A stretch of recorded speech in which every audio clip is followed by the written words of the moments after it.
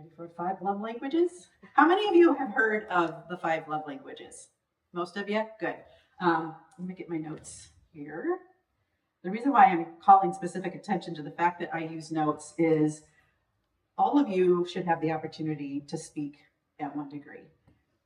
Those of you that have been coming for a while, and it's most of you, you've seen all the various speakers that we've had.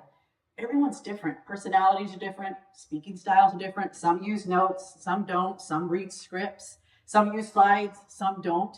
So I just want you to get comfortable with really considering and praying and thinking about you coming and speaking.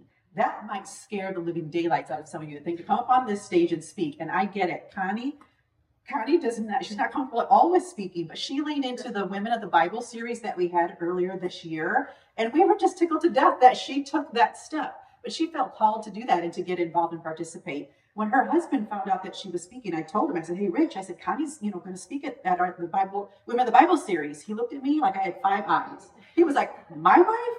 And I said, yes, your wife. He's like, Connie? And I said, yes. He was so proud and just couldn't believe that she was speaking. She did a fabulous job. And so I'm dressed casual tonight because a lot of women will say to me on Monday nights, oh, you're all dressed up. Well, that's because I really don't do much outside of 1 degree, to be honest, outside of work. So I do tend to dress up a little bit when I come. But you don't have to dress up. You don't have to, it's not a fashion show or anything like that. We just want you to be you and just come in your genuine, authentic self. And if there's a topic in the Bible that you're interested in, maybe there's a specific story of the Bible that's your favorite, you could come and share that with us from your point of view. Tell us about why it's important to you and your lessons learned. And then we'll go into breakout groups. Or maybe you do want to share a part of your story and your testimony. There's so many different ideas and opportunities that we can talk with you about. And I just really want you to get comfortable because in this next year, in order for us to sustain this ministry, we're really going to need you to lean in and to help. And speaking is a great way that you can do that. So I just put that out there tonight to give you some thought, something to think about. So with the 5 love languages, my husband and I, we first heard about this shortly after we got married. When we got married, we were very committed at having Jesus be the center of our marriage and then, of course, the priority in our own individual lives. And so we said, we're going to look for resources that we can use. We're going to go to different types of marriage conferences and weekend getaways and that sort of thing. And so that's how we stumbled upon this book. But this book isn't just for people that are married, for those types of relationships. The 5 love languages and the whole concept is applicable across any kind of relationship that you're in. That's one of the reasons why we wanted to share it at 1 degree. So if you're not married or in a romantic type, intimate type relationship, that doesn't matter. Like these are going to be applicable to you. Also, love it's not a one size fits all, right? So there are different ways that we give and that we receive love, and that helps us build those deeper relationships. And so when you think about your friendships, maybe it's your relationship you have with your son or your daughter or your parents, maybe your nieces and nephews. I have 15 nieces and nephews, soon to be 17. One's due around Christmas time and another one right after the first of the year. And while most of them are still little, so they're kind of, coming into their own and getting their personalities. But for those that are older, like the way that they receive love, their love languages are quite a bit different. So as an aunt, it's like, okay, I got to figure out how am I supposed to act and show love to all of these different people in my circle? And you should be doing, the same. So it's really important that we understand the love languages of other people. And that's really where I want to focus tonight. Not necessarily on what's our own love language. And yes, you will have the opportunity to take the quiz tonight for those of you that haven't done it, or maybe you have done it, want to take it again, see if things have changed. I did, mine's still the same. But just want you to think about how can we better show up in the lives of the people that we love, that are in our circle, and love them in a way that's really going to speak to them to say you matter. And so that's kind of the lens I want us to think through tonight. So let's go ahead and look at what the 5 are, just to refresh you, since most of you know. Words of affirmation, physical touch, receiving gifts, acts of service, and quality time. All right. And again, why is it important that we even talk about these? Because sometimes we can feel like, man, I'm doing so much for this person. I'm buying them gifts, or I'm telling them thank you, or doing all of these things, but it just seems like they're not feeling the love, right? And that can be because we're not speaking their love language. Like it can just fall, like a lead balloon, like no efforts, right? And so we really need to understand what other people's love languages are. And sometimes that can even mean we might have to step out of our comfort zone. So here's an example. If you're not a touchy-feely person, like if physical touch is the furthest thing that is your love language, you're like, I like my space, you stay in yours, and we'll be good. If you have someone in your circle that has physical touch as their main love language, that might be really hard for you to lean in and to show them love in a way that's really going to mean something to them. So let's go ahead and take a deep dive into each of these. Words of affirmation. So encouraging, uplifting words. Giving encouragement, compliments, verbalizing appreciation, saying thank you. That is all life-giving to someone that has words of affirmation as their love language. In Proverbs 18:21, it says that the tongue has the power of life and death. And that is so true. And that can especially be true to people that are sensitive when it comes to words and words of affirmation. I looked into the Bible to see how many verses, scriptures actually say something about the tongue, and no surprise, there's a lot. So I have a couple I want to read to you. Ephesians 4:29. Do not let any unwholesome talk come out of your mouths, but only what is helpful for building others up according to their needs, that it may benefit those who listen. 1 Peter 3:10. For whoever would love life and see good days must keep their tongue from evil and their lips from deceitful speech. Again, what we think about when it comes to the love languages, not only do we need to think about demonstrating it, but we also need to think about what would be the opposite if we didn't demonstrate that to that person, right? It could be devastating. Proverbs 15:4, the soothing tongue is a tree of life, but a perverse tongue crushes the spirit. Let me give you an example of this where it can have the total opposite effect and kind of backfire on you. My husband's love language is words of affirmation. Kind of a funny side note. We joke all the time and poke fun at each other in a loving way. But we say, actually, all of the love languages are his. He's just like, give me, give me, give me. Anything you got, he's willing to take it. But especially words of affirmation is pretty high, set apart from all the other ones. And because of that, when someone may offend him, be critical of him, maybe make some kind of snide remarks, maybe put him down in some way through words or actions, it completely deflates him. It just tears him down. And then as his wife, I'm there to put the pieces back together like Humpty Dumpty and to get him back, up on his pedestal. But more importantly, to remind him of who he is in God's eyes and that it's God's opinion that matters. Then we also talk about in this situation that hurt people hurt people.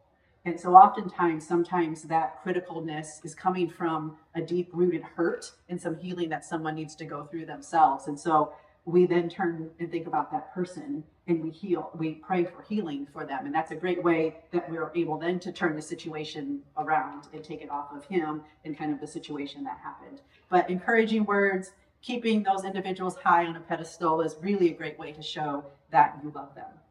The next one is physical touch. So that's obviously connection through touch. Jesus often touched the people that he healed. We read about that in the Bible. He knew the power of connection. And this doesn't have to be intimacy, right? It can just be a hug. It can be holding someone's hand. It can be just gentle support, your arm around someone, sitting close to someone. It's just that little bit of physical touch that really makes those people that have physical touch as their love language really feel loved. How about receiving gifts? These are thoughtful tokens of love, and it echoes the generosity of God who gives us gifts every day, daily, right? So this is not about extravagance. It's just about being thoughtful. It can be small things like giving someone a small gift. Maybe it's a handwritten note, which we probably don't do much of these days, a bookmark with a favorite verse. Maybe it's stopping by to pick up a little bit of flowers or something when you're on your way to visit a friend. Those little things can carry so much meaning for that person. I have one of my very, very good friends. She's from my hometown back in Indiana. She lives here in Arizona. We've been friends for years. She is a shopper. She loves shopping. She loves buying things. And one of her main love language is like receiving gifts, but also giving gifts. And that's one of my least ones, right? So you think about, yin and yang, like when it comes to love languages, we don't mesh. And she's that very touchy-feely, and I am. So every time I see her, I won't say every time, but I'd say 98% of the time when I see her, she's always has something for me. Oh, I picked this up at the market. Oh, I picked this up at the store. Or she was traveling and brought me back some little bauble souvenir. And I don't like stuff. And I'm like, what am I going to do with this stuff? But I had to take myself out of it, right? So like I talked about earlier, don't be selfish. It was thinking about her, and what she was trying to demonstrate to me was her love, that she thought about me. And so I kind of like had to flip that. So now I have maybe a drawer of all the things that she gets me from time to time. But, again, you just have to realize, too, what people's love languages are. And even though maybe they're not hitting your love language, recognize what they're trying to do, that they're loving you in a way that that's best comfortable for them to show love. So acts of service is another one. So this is obviously, pretty obvious, helping through action. Galatians 5:13, serve one another humbly in love. When I think about acts of service, I always think about Jesus when he washed the disciples' feet at the Last Supper. How many of you have seen The Chosen? And if you have you seen that episode? It was the last series. It is just so moving. And it's a reminder that we are not above serving anyone, right? And so I just love, when I think about serving, I always think about Jesus and when he did that for the disciples. And I think that this probably can be a tough love language for those that have it as their love language. And what I mean by that is oftentimes we don't let people know that we maybe need help. And I think especially as women, we like to show up and present ourselves in this world as if we have it all together. And a lot of times we don't, and we're broken inside, but we put on this facade and this mask because that's just what we do, right? And so oftentimes if someone will ask, even if they do know that maybe there's a need that could be met, we'll say, well, let me know if you need any help. Well, give me a call if there's anything I can do. Instead of saying that, we should be more in tune with that person and recognize what's going on and just do. Don't ask the question. Raise your hand if when somebody asks you, well, let me know what I can do to help you, you have an answer for them like right away. How many of you do that? We just don't, right? I don't either. And so if someone has that as their love language, just be mindful of, they're probably not going to reach out, but you can be in tune with what's going on in their world. Maybe it's running an errand for them. Maybe it's fixing a meal. Maybe it's paying a small bill. Maybe it's helping with childcare. It could be a number of things. But when you show up in their life, man, that really just lets them know. It whispers to them, I see you and you're not alone. So lean into that one specifically, and know that might be a hard one to kind of tease out. The next one and final one is quality time, undivided attention and presence. Jesus modeled this beautifully. How many times when you go out to a restaurant or really anywhere anymore, there'll be people sitting together, but most of the time they're like this, like they're not even talking anymore. So that's what it means about being present. Jesus, he sat, he walked, he ate, he listened to people, his disciples and all of those around him. He spent that undivided attention time. He was fully present. Also in The Chosen, there are many scenes where Jesus has been healing people all day long, from the morning till late at night. And he's coming back to the camp, and the disciples are sitting around the campfire waiting for Jesus to show back up. And here he comes in. You can just tell how exhausted he is. And, the disciples are like, Rabbi, you need to eat. You need to go rest. And he's like, oh, I'll be right back. And I go, where are you going? He's like, I have to go pray. I need to go talk to the Father.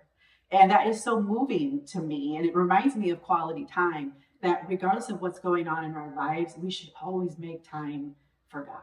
Because that is the way that we show God that we love him. That's the way that it helps us build our relationship with him and with others too, right? And so that's why I love this one specifically. It happens to be mine, just because Jesus modeled that. And just when you can just give someone that undivided time and attention, it just really speaks to the heart that they really matter to you.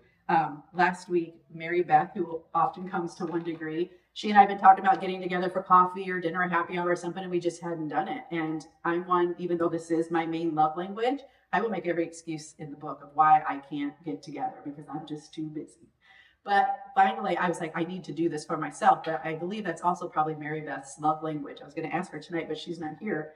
So I went to her house Tuesday, and we just sat around for 2 hours. No phones. Her little dog Oliver was with us, but her husband was gone. And literally, we just sat and talked and listened. And she needed that. She followed me all the way out to my car. I didn't know if I was going to be able to go home. But I left there feeling so filled as well. And so it was just a reminder to me of how I need to lean in to others that have that. But for me too, if I want to feel that love, I need to seek out other women as well to help fulfill me. So I just wanted to share that with you. So as we wrap up tonight's message, understanding love languages, again, it isn't just about improving relationships. It's about living and loving intentionally. So ask yourself, how do you receive love? How do I receive love? How do I give it? And how can I better reflect Christ's love to others? especially for those who speak a different love language than you might be comfortable or familiar with. My hope is that 1 Degree will be a place where we can lean into each other. You know what? We need to get comfortable, as uncomfortable as it might be, with sharing the hard things in our lives because they exist.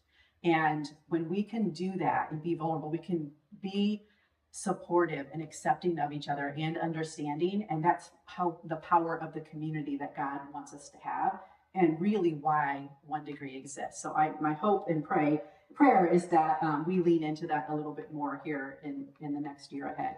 So I'm going to go ahead and pray, and then we're going to move into next steps. Jesus, we just thank you for your love. You gave everything for us. You showed us how to love sacrificially, and we can't love others in this way without your help. Help us know and realize and truly accept and believe how much that you love us. And from that place, help us to love others in a way that points them directly to you. Amen. All right, so now we've learned about the 5 love languages. 2 things are going to happen. So you can obviously buy the book. Forgot the book. I was going to bring the book, forgot the book. But yeah, so Gary Chapman, again, I know it said it in the beginning, but I want to give him credit. So you can buy the book. It goes through a lot more detail. Obviously, we just scratched the surface of it, but we encourage you to do that if you're interested. But we're going to have the opportunity for 2 things. 1, to move into the breakout groups, which are going to be pretty small today. And then also be able to take the love language quiz. Now, if for those of you that are in a relationship, you can take it from that vantage point, or if you're single, obviously there's 2 options to take it. I took it both because sometimes when you take it as if you're single, it's almost as if like, okay, if I wasn't in a relationship, how would that look? And I use that more so for like when I think about someone who, other than my husband, ways that maybe I would want to receive and or give love, because it can be different, right? And so depending on how you want to take it tonight, but I would encourage you to take it. It doesn't take very long. And then once everyone is done in the breakout group, kind of share what your love language is, and then we'll have some questions to kind of go through it as well. Make sense? Okay.